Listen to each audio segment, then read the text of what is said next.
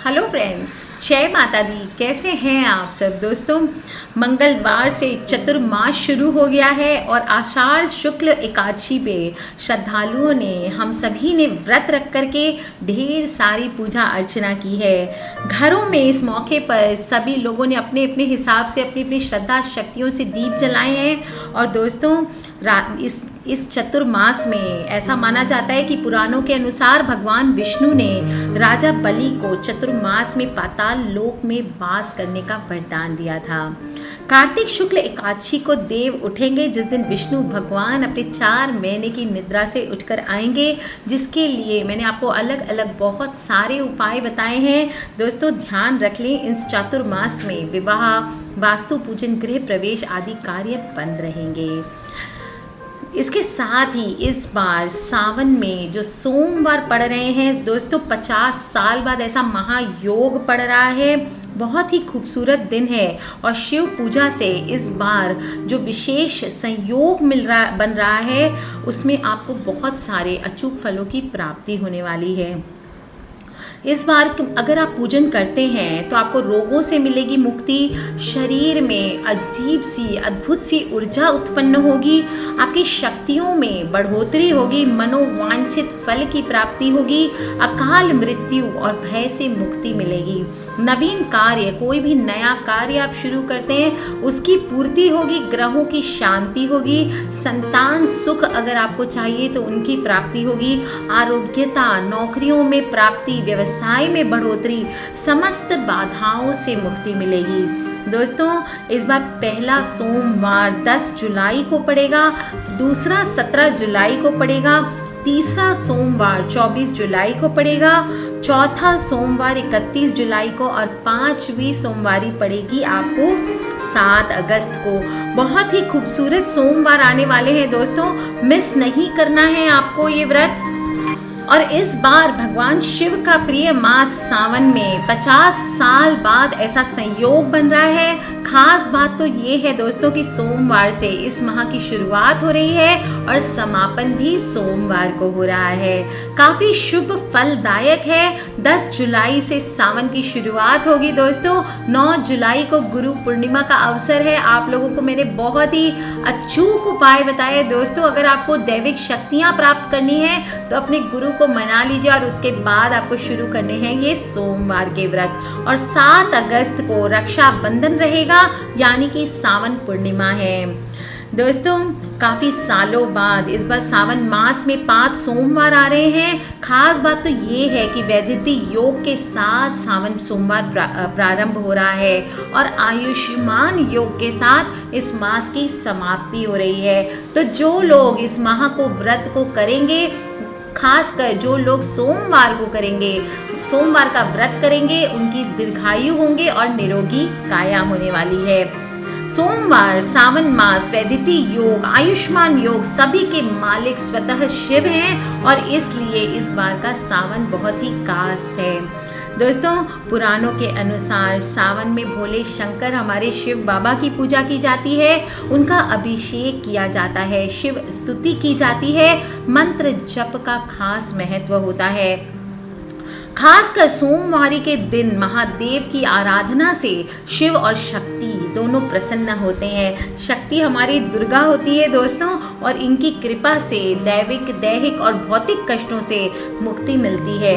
निर्धन को धन और धन की प्राप्ति होती है, निसंतान को संतान की प्राप्ति होगी, कुंवारी कन्याएं अगर इस व्रत को करेंगी उनको मनचाहा वर मिलेगा। तो दोस्तों, ये वीडियो आपको सबको भेजना है। जो लोग शादी विवाह करना चाहते हैं, जिनको बच्चे नहीं हैं और वो चाहते हैं कि उनको संतान की प्राप्ति हो, तो उन सभी लोगों से आप ध्यान से इन वीडियोस को शेयर करना ना भूलें। बाबा भोले की पूजा से इस बार सावन माह में भाग्य पलट सकता है। बहुत ही साधारण है हमारे भोले शंकर। आप उनको 1 लोटा जल भी चढ़ा दीजिए तो वो प्रसन्न हो जाते हैं दोस्तों। और सावन में अगर आप सोमवारी कर लेंगे तो इसका तो बस महत्व कुछ कहने लायक बचता ही नहीं है। और जो भी आप मनोकामना आपकी होगी, जो भी आप मन चाहे फल की प्राप्ति करना चाहेंगे, हर सोमवार को 5 के 5 सोमवार आपको नियम पूर्वक अलग अलग मंत्रों से पूजा करनी है, जो मैं आपको बता दे रही हूँ। ओघड़दानी की कृपा, इनको हम ओघड़दानी भी बोलते हैं दोस्तों। और अगर आप नियम से ये व्रत को करेंगे तो ओघड़दानी की कृपा आप पे हमेशा बनी रहेगी। पहली सोमवारी को महामायाधारी की पूजा करनी है आपको। सावन की पहली सोमवार को महामायाधारी भगवान शिव की आराधना की जाती है। पूजा क्रिया के बाद शिव भक्तों को ओम लक्ष्मी प्रदाय ऋण मोचने श्री देही देही शिवाय नमः का मंत्र 11 माला का आपको जप करना है। इस मंत्र के जप से लक्ष्मी की प्राप्ति, व्यापार में वृद्धि और ऋण से मुक्ति मिलती है। द्वितीय सोमवारी जो दूसरी सोमवार आएगी, उस दिन आपको महाकालेश्वर की पूजा करनी है। महाकालेश्वर शिव की विशेष पूजा करने का विधान है। पंचामृत से स्नान कराने के बाद श्रद्धालुओं को ओम महाशिवाय वरदाय हिंग एंग काम्य सिद्धि रुद्राय नमः इस मंत्र का रुद्राक्ष की माला से कम 11 माला का जप करना है। महाकालेश्वर की पूजा से सुखी गृहस्थ जीवन, पारिवारिक कलह से मुक्ति, पितृदोष और तांत्रिक दोष से मुक्ति मिलती है। दोस्तों, तृतीय सोमवारी को अर्धनारीश्वर की पूजा करनी है आपको। और सावन की तीसरे सोमवार को अगर आप अर्धनारीश्वर शिव की आराधना करेंगे, इनको खुश करने के लिए एक छोटा सा मंत्र जप कर लेंगे, और वो है ओम महादेवाय सर्व कार्य सिद्धि देही देही कामेश्वराय नमः। इस मंत्र का 11 माला का जप करना है दोस्तों। श्रेष्ठ माना गया है। इनकी विशेष पूजा से अखंड सौभाग्य, पूर्ण आयु, संतान प्राप्ति, संतान की सुरक्षा, कन्या विवाह, अकाल मृत्यु निवारण और अकस्मात धन की प्राप्ति होती है। दोस्तों, चौथी सोमवार को हम मनाते हैं तंत्रेश्वर शिव को। उनकी आराधना करने का विधान है। चौथी सोमवारी को तंत्रेश्वर शिव की विशेष पूजा करना है। उसी प्रकार से पंचामृत से उनका अभिषेक करें और इस दिन कुश के आसन पर बैठकर ओम रुद्राय शत्रु संहाराय क्लीं कार्य सिद्धये महादेवाय फट इस मंत्र का आपको 11 माला का जप करना है। दोस्तों, तंत्रेश्वर शिव की कृपा अगर आपको प्राप्त हो गई तो आपकी समस्त बाधाओं का नाश हो जाएगा, अकाल मृत्यु से आपकी रक्षा हो जाएगी, रोग से मुक्ति होगी और सुख समृद्धि की प्राप्ति हो जाती है। दोस्तों, इसके साथ ही आपको छोटे छोटे उपाय बताती हूँ। ऐसे तो हमारे शिव बाबा को आप थोड़ा सा बेलपत्र चढ़ा दीजिए, सबसे प्रिय उनको बेलपत्र होता है। इस दौरान अगर शिवलिंग पर 100 या 1000 बेलपत्र या जो आग के पुष्प होते हैं उनको अर्पित करेंगे तो आपकी सभी बाधाएं दूर हो जाती है और आपके जीवन से क्लेश आदि दूर हो जाते हैं। ग्रह क्लेश जो भी हो आपके जीवन से सारी प्रकार की समस्याओं का नाश हो जाता है। दोस्तों, शिव जी को प्रसन्न करना बहुत ही आसान है। तंत्र शास्त्र के अनुसार यदि आप भगवान शिव को प्रसन्न करने के लिए छोटे छोटे टोटके कर लेते हैं तो उससे बहुत जल्दी शुभ फल की प्राप्ति होती है और आपके जीवन में आप खुशहाली को प्राप्त कर सकते हैं।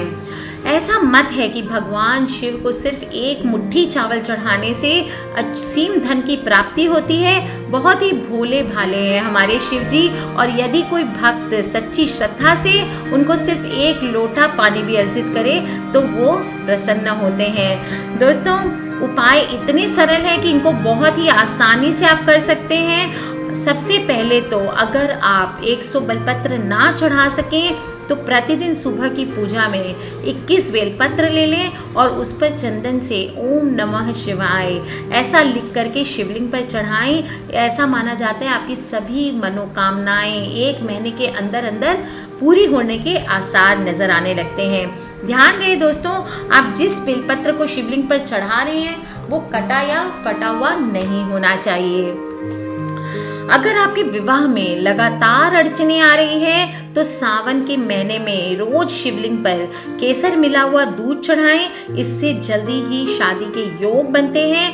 यदि आप किसी से प्यार करते हैं और आपकी शादी कराने के लिए घर वाले तैयार नहीं हैं, अड़चने आ रही हैं, लेकिन ध्यान रखें दोस्तों, सिर्फ कुंवारे लोग इस उपाय को करें। वो लगातार 40 दिन पर शिवलिंग पर इत्र अर्पित करें। इससे आपका प्रेम विवाह होने के आसार होने की प्रबल संभावना बढ़ जाती है। दोस्तों, अगर सुख समृद्धि में आपके नहीं हो रही है आपके घर पे, और तो आपको हर हफ्ते बुधवार के दिन नंदी जो बैल होती है या गाय को हरा चारा खिलाने से ऐसा माना जाता है सुख समृद्धि का घर में वास होता है। लेकिन सावन माह में भगवान भोले के सवारी कौन है दोस्तों? नंदी बाबा है। तो विशेष प्रार्थना करने के लिए होता है। और इस माह में अगर आप नंदी को हरा चारा खिलाएंगे तो आपके जीवन और परिवार में बहुत जल्दी तुरंत ही सुख समृद्धि का वास होगा और मन प्रसन्नचित्त हो जाता है। गरीबों को भोजन कराना सबसे बड़ा काम होता है दोस्तों।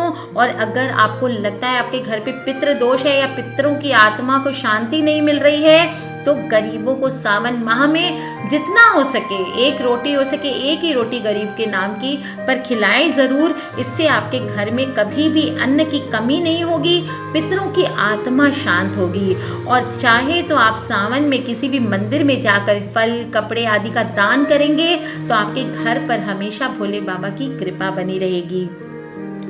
दोस्तों, सावन के पूरे माह में रोज सुबह सूर्योदय से पहले उठ करके स्नान करना चाहिए। आप नहीं भी रोज स्नान कर सके इतनी सुबह, तो आप जितना पॉसिबल हो कम से कम सुबह 7, साढ़े 7, लास्ट 8 बजे तक स्नान कर लें। इसके बाद किसी शिव मंदिर में जाएं और भगवान शिव का जल से अभिषेक करें। ध्यान रखें उस जल में काले तिल का अर्पण कर, काला तिल डाल करके उस जल का अर्पण करें। फिर कुछ देर मंदिर में बैठ जाएं शांति से और मन ही मन, गिनती नहीं करनी है, जितना आपका दिल करे उतना ओम नमः शिवाय मंत्र का जप करें। इससे मन को असीम शांति मिलती है। आपके इसके अलावा भी आप साधारण दिनों में भी प्रत्येक शनिवार को अगर काले तिल से और दही का लेप शिवलिंग पर कर सकते हैं दोस्तों, तो आप देखेंगे आपके जीवन से कोई भी काली जो टोटके या बाधाएं होंगी वो सभी दूर हो जाती है और आपके शरीर में पॉजिटिव एनर्जी का वास हो जाता है।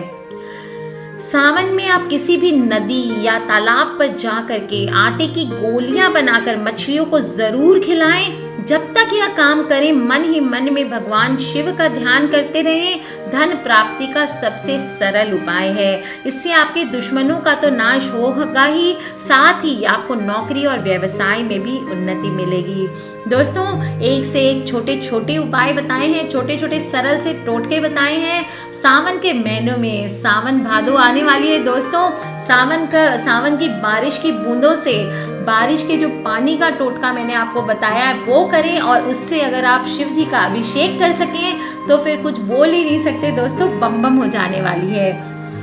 इसके अलावा भी दोस्तों भगवान शिव का रुद्राभिषेक कराने का सावन के महीने में अपना एक अलग महत्व है। आप चाहे तो गन्ने के रस से अभिषेक कराएं, आप चाहे तो शहद से कराएं, चीनी से कराएं, जल से करें, बारिश के जल से करें, किसी भी चीज से आप अपने परिवार सहित किसी मंदिर में जाके रुद्राभिषेक कराएं, घर पर कराएं। दोस्तों, इससे भोलेनाथ तो प्रसन्न होंगे ही, उनकी कृपा भी आप पर सदा बनी रहेगी। यदि आप रुद्राभिषेक गन्ने के रस और गंगा जल को मिलाकर कर सकते हैं तो ये सबसे उत्तम होने वाला है दोस्तों। तो कर लीजिए उपाय। मैंने बहुत सारे आज आपको उपाय बताए हैं। और 7 अगस्त को रक्षाबंधन है, पूर्णिमा है दोस्तों। उस दिन आपकी सावन मंथ की लास्ट सोमवारी रहेगी, तो बहुत ही विशेष योग है। सोमवार से शुरू होकर के सावन पूरा भी हो रहा है सोमवार के दिन। तो कर लीजिए उपाय।